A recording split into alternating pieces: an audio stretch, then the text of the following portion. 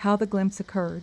2 days later, the evening of October 18th, 1980, there was a peculiar heaviness in my chest, an inexplicable weight, more like indigestion than anything else.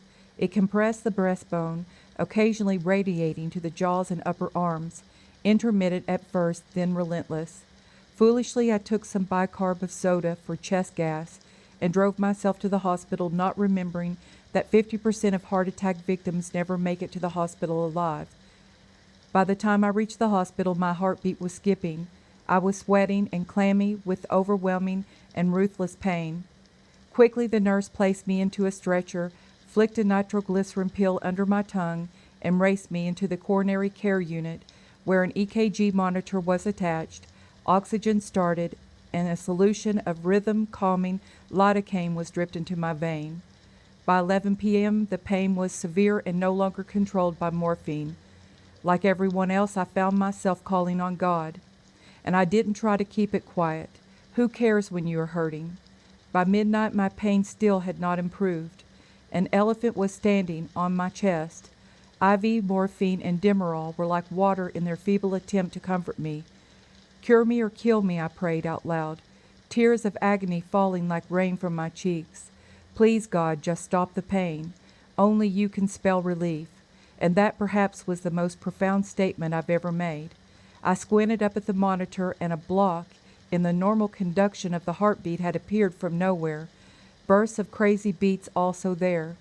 My 40 years as a cardiologist told me this was a typical setting for sudden death. One moment here and the next moment gone. I tried to think of resuscitated patients who insisted that the moment of death was painless, and how that they hated it when they were brought back into the world of pain, except those who were having a hellish time in the afterlife. No glimpse of glory there. I was beginning to look for that heavenly moment. It was daylight when I came around, and thankfully by then the pain had trickled down to a dull ache. Through a haze I could see we were on a second floor, and there was a commode chair next to the window, a beeping monitor overhead, oxygen up my nose, and a prison of side rails all about.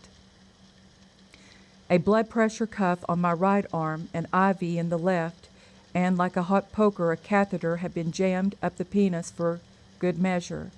When I looked about, I was a prisoner. So this is how it felt to be on the wrong end of a stethoscope.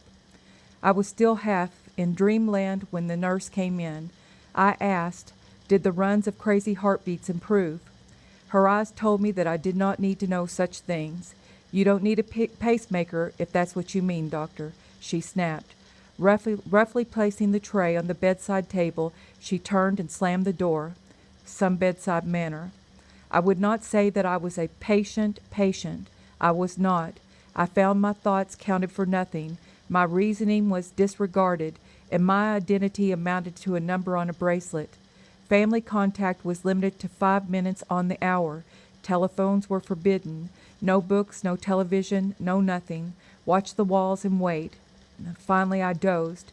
I came awake when the shift nurses changed and urgently pleaded for bowel movement privileges. Rather than having to deal with a messy bed, they said yes.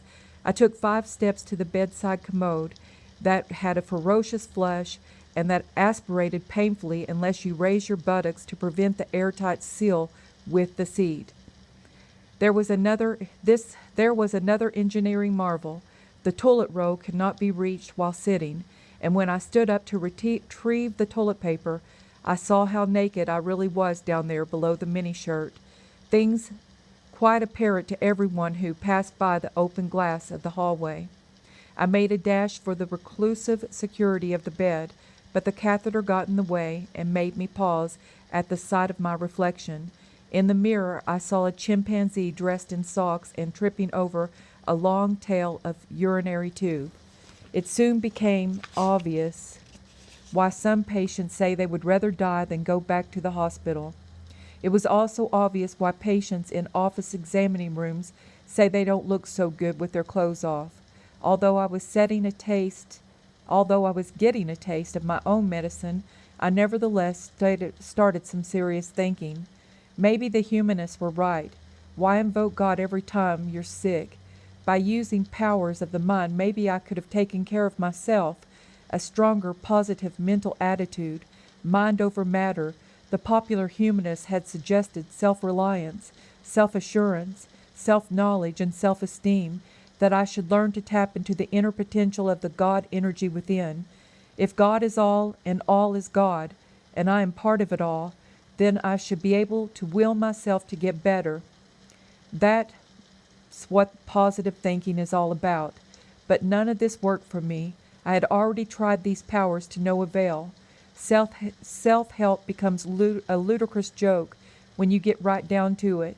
I needed some power greater than me. I didn't need self-esteem, I needed God-esteem. So I flipped open the Bible to Isaiah 66:2, where the Lord declared, "This is the one I esteem, he who is humble and contrite in spirit." And I looked at the concordance, and nowhere could I find positive thinking or self-esteem listed in the Bible. If it didn't come from the Bible, then it had to come from man, and so far, man hadn't helped me too much.